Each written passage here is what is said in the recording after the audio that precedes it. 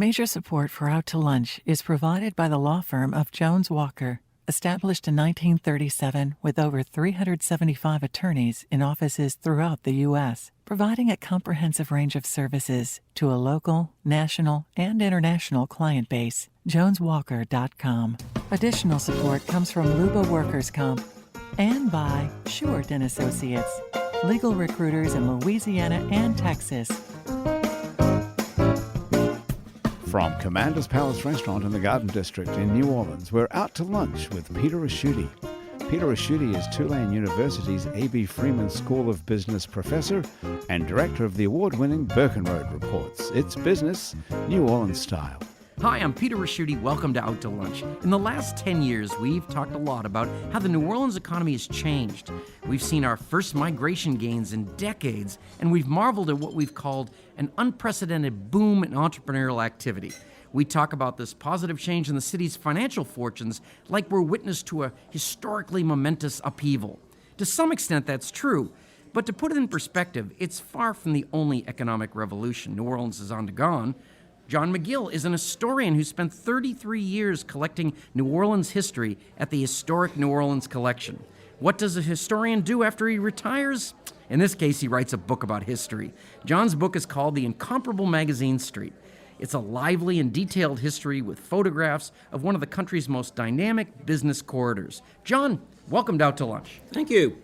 Glad to be here. The uptown commercial end of Magazine Street has seen significant development over the last few years. Most noticeably, what used to be a deserted bus barn is now a Whole Foods market, which is, of course, now a player in the worldwide retail revolution as a part of Amazon.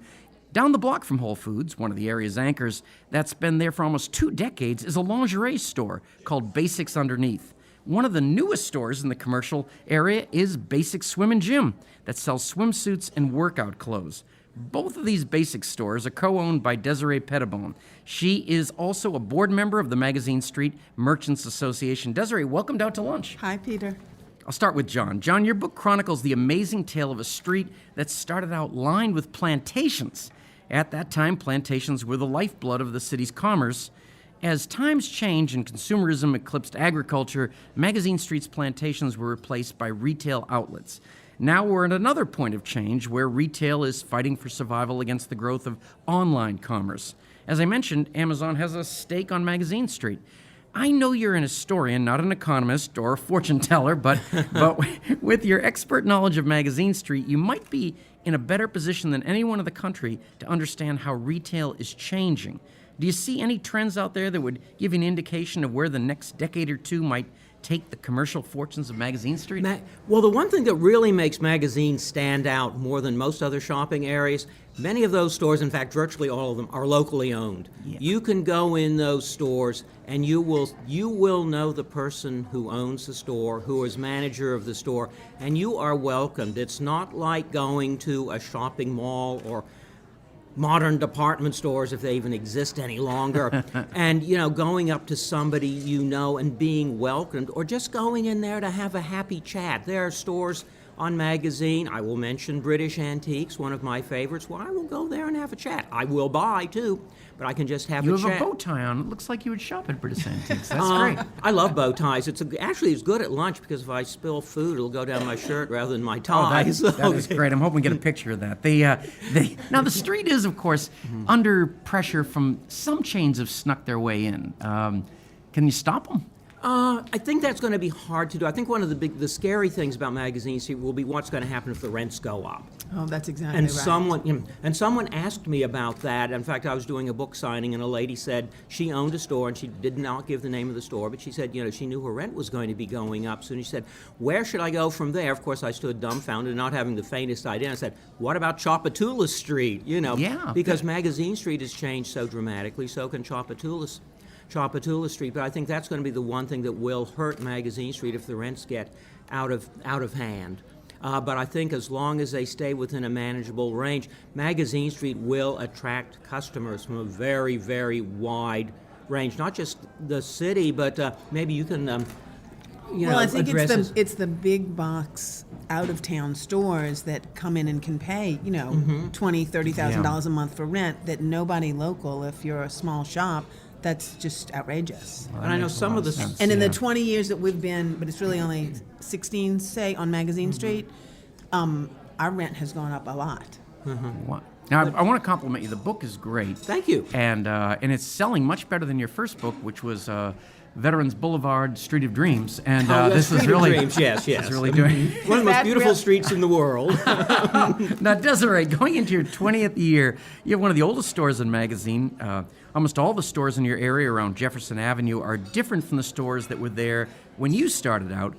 When you opened your first store, Basics Underneath, you didn't have any retail experience. Zero. Zero, Less okay. than zero. You were what, a graphic Designer. My And partner, from- Juliet Henkel, and I, Henkel Holton, and I were both graphic designers, and we had this just crazy thought on a trip to Paris that wouldn't it be fun to open a lingerie store? And in a sense, you've never really gone far in life because you were born and brought up like a few streets from the store, right? On Jefferson Avenue, yeah. Just in a sense. 4 I think you've blocks gone away, very well. right.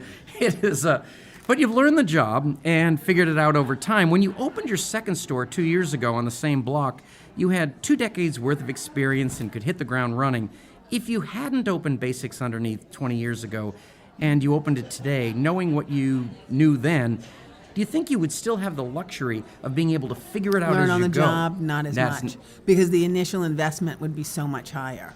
You know, the rent is higher. I mean, we first of all, we didn't start off on Magazine Street. We started off on Octavia Street, which is where the Earth Savers pedicure station is yeah, now. right, There's right. a little door on Octavia Street. That was the first Basics, and it was teeny tiny, and I don't remember what the rent was. I meant to look it up for today, but I didn't have time. But it was like, I don't know, $800. I mean, it was really cheap. And when we opened up, we would have days where we wouldn't sell anything, and it didn't exactly matter. And then when we got to move onto Magazine Street, that was like when we hit Then the it big really time, when mattered. we made over $1,000 in a day. That was like, oh my God. Wow. We're gonna be rich. And did you turn out to be rich? No. Well, you're eating in a fine restaurant. I think things are really Looking picking up, right, Yeah, right. I see good things. You know, when people hear your name, I think a lot of people listen and think of the football players. How are you related to those folks? John Pettibon was my dad, and Richie Pettibon is my uncle. So you never played pro football, though? No, I Okay, did that's not. what- Sadly, I was a disappointment to Dad. Hey, who are your customers? Everybody. I mean, we sell mostly to women. We're a shop that sells probably 85, 90% to women, but we do have men that come in and buy as gifts. And Are they kind of uncomfortable when the men come in? we try to be super friendly and Okay. not scary. Yeah.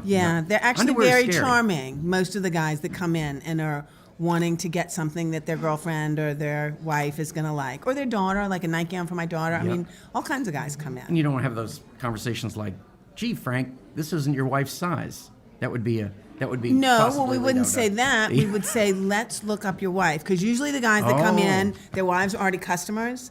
And we'll say, let's look up and see like what she's bought in the past. And then from that, we can kind of get an idea. We might already know her just right off the bat, get an idea of what she would like. Because we want her to like what she's going to get. That's what I was going to get to. Is if you go to the you mentioned like the big box stores, for instance, you can't really compete purely on price. You have to compete on something else. What is it?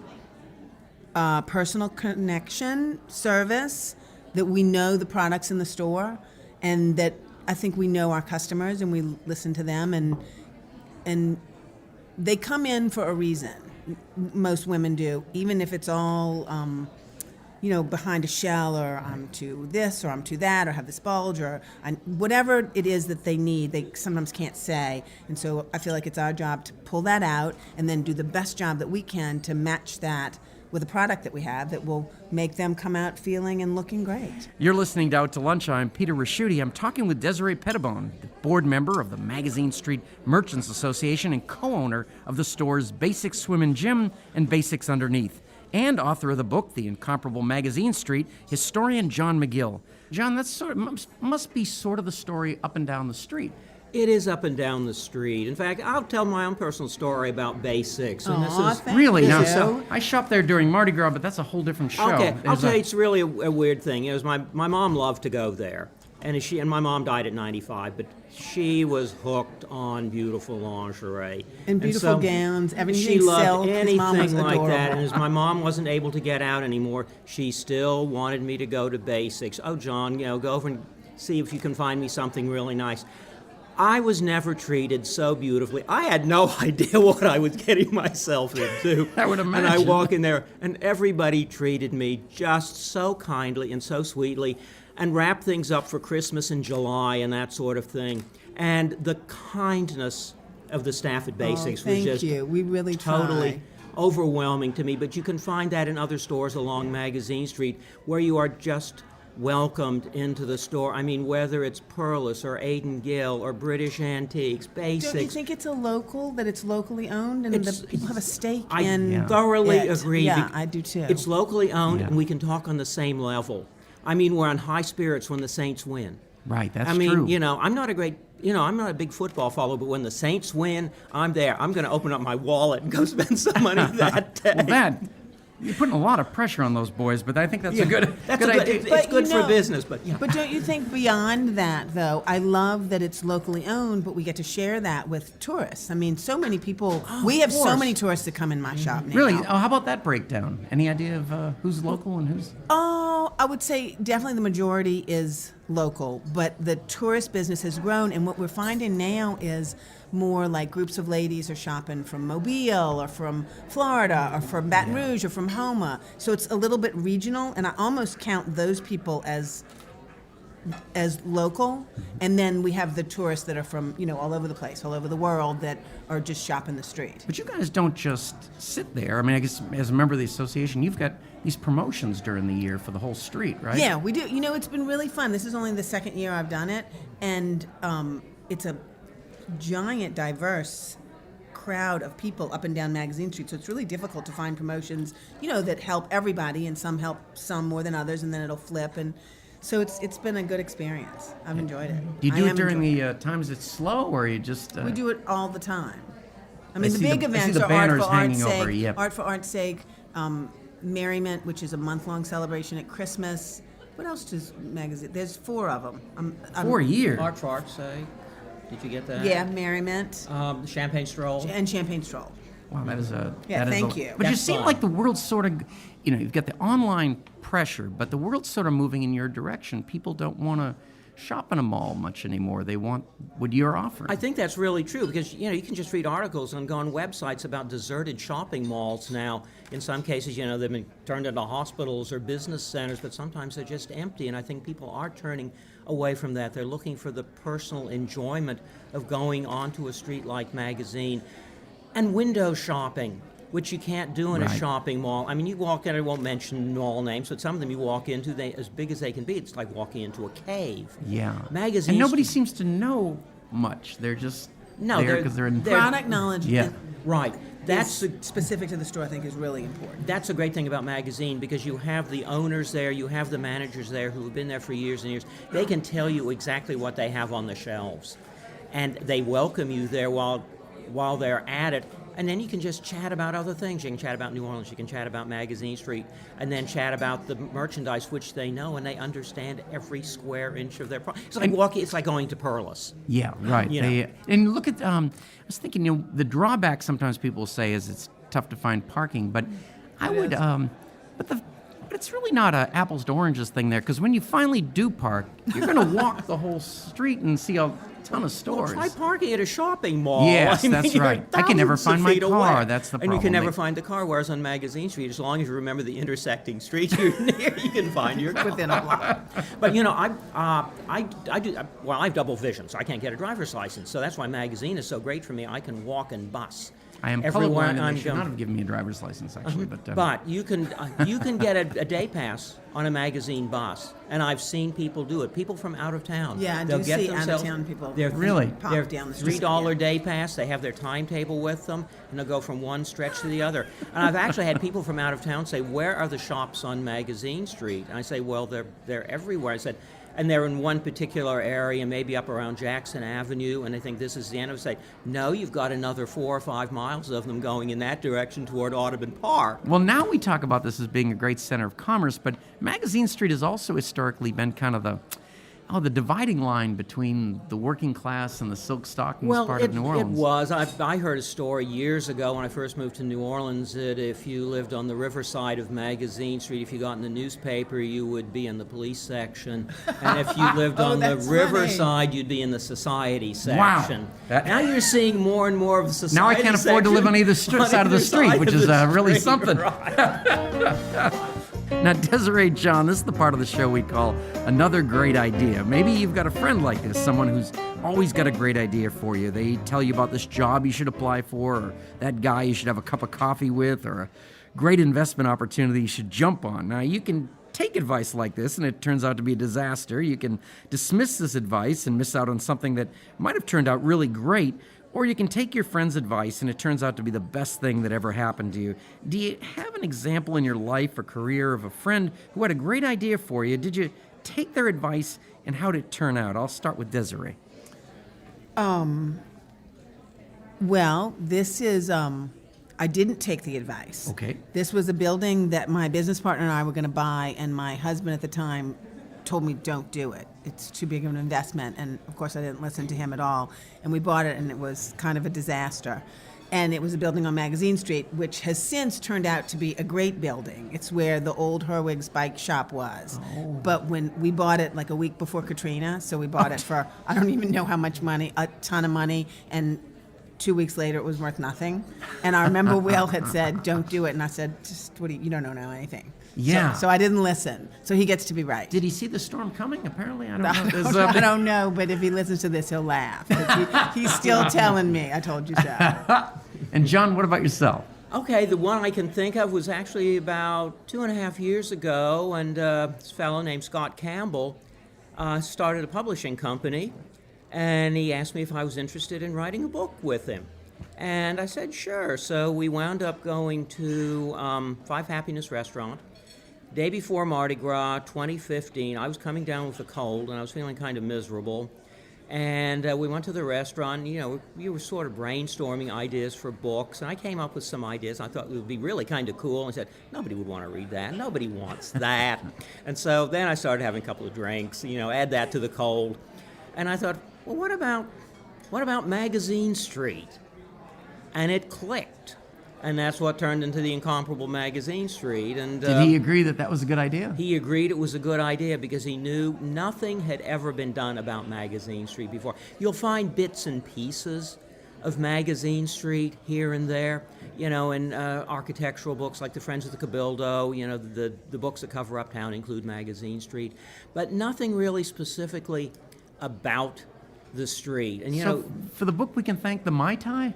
you can thank the Mai So Tai. that is great. That is good news. You can thank the day before Mardi Gras and me coming down with a the cold. Lundi Gras Mai Tai. Yes. It is. What about your background? You were so long in the Historical Society and said, did you know all this before, or did you just have to do a lot of work on this book?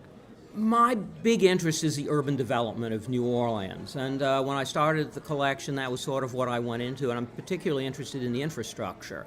So when I started working at the collection, I was working with a number of art historians and that, and I was a sewer and gutter guy at the collection. That's what I would tell people at bars. Yeah, Is that- but just sort of evolved into all sorts of other areas. When you work in a museum, his research center, you have to develop all sorts of different interests. So it went in all kinds of ways, and part of it was the retail development of New Orleans, which I never really knew that much about, but I found it absolutely fascinating. You do now. And it's it's not just Magazine Street, but Canal Street, Dryad Street, which is now Haley You Street. could have dozens of books in you. That would be Dozens terrific. of streets, the incomparable Oak Street or something. Desiree, I Could can be a ask whole you. series. You're in a great position right now in that you've got the basics underneath the store and then the swim and gym right next door. And we just opened up a opening between the two, so there's an archway. So now it's really unique that both stores have their own front. They still have their own personality, but there's a double doorway so that you can flow from one to the other. It's been just amazing. And then when you took on that, was it just like the economics of it would be great to be next to each other, or was it a commitment for the future of the street? We love where we are. We would not want to change. When we thought about changing, other places have come open on Magazine Street that we've thought about for a minute, but I love where we are. So And I think swim it's and gym, both. they must be booming because of all the yoga classes and all of that. And people love bathing suits. Yeah. Well, there's another place where Yeah, you women have love bathing You have suits. an intimate relationship with the client. You're like, Well, you're like that's their the whole priest or something. reason. Well, I wouldn't go that far, but we do get in the dressing room with you, You and do. like adjust things and adjust straps and make sure that the bands are right with bra fitting, and the same thing goes for bathing suits. And kind of have an eye to what style's going to look best on you. And It's not like I'm suggest. going to tell you a secret. It's not like that in guys' stores. No? Nobody ever comes in the dressing room with you. I Oh. just, at least not this. That's pretty cool, though. It is. You can't be shy. No, you can't to Right. go in a store like that. They all seem to love it. I think everybody's fine with it. Nobody's ever thrown you out. Right, Is, exactly. Before there were suburbs and shopping malls, there were neighborhoods and shopping streets. As the way we shop has changed, retail thoroughfares that have survived it all have become dominated by chain stores and chain restaurants. Across the country, most of these major shopping streets look almost identical. Magazine Street is the exception. Most of its stores are still owner-occupied, it's still lined with local restaurants and boutiques, and it's still, after all these years, quintessentially New Orleans. John, thanks for giving us this authoritative and entertaining history of the street. And Desiree, I hope you're looking at another 20 years of successful retailing on Magazine Me Street. too. Me too. Thank you both, Desiree and John, for taking the time to join me today on Out to Lunch. Appreciate it. Thank you, Peter. Thank you. My guests on Out to Lunch today have been Desiree Pettibon. She's the co-owner of Basics Underneath and Basics Swim and Gym, and John McGill, author of the book The Incomparable Magazine Street. You can find out more about John's book and Desiree's lingerie by following the links on our website, itsneworleans.com. Our show is recorded live over lunch at Commander's Palace in New Orleans. The producer of our show is Grant Morris, our technical producer is Eric Merle, and our researcher is Ann Christian. You can listen to this show and to past episodes of Out to Lunch wherever you get podcasts. If you want to know what we look like, you can find photos from this show on itsneworleans.com and It's New Orleans Facebook page. These photos were taken today by Allison Moon. Out to Lunch is a production of INO Broadcasting for itsneworleans.com and WWNO 89.9 FM. I'm Peter Raschuti. Thanks for joining me. I look forward to meeting you again next week around the table here at Commander's Palace for more business, New Orleans style, on Out to Lunch. Major support for Out to Lunch is provided by the law firm of Jones Walker, established in 1937 with over 375 attorneys in offices throughout the U.S., providing a comprehensive range of services to a local, national, and international client base. JonesWalker.com. Additional support comes from Luba Workers Comp and by Short & Associates, legal recruiters in Louisiana and Texas. Mitchell Foreman wrote and performs all the music on Out to Lunch. Mitchell's music is available wherever great jazz is sold or streamed, and at mitchellforeman.com. Out to Lunch is recorded live over lunch at Commander's Palace in New Orleans. Commander's Palace serves lunch Monday to Friday, jazz brunch on Saturday and Sunday with live music, and dinner 7 nights a week.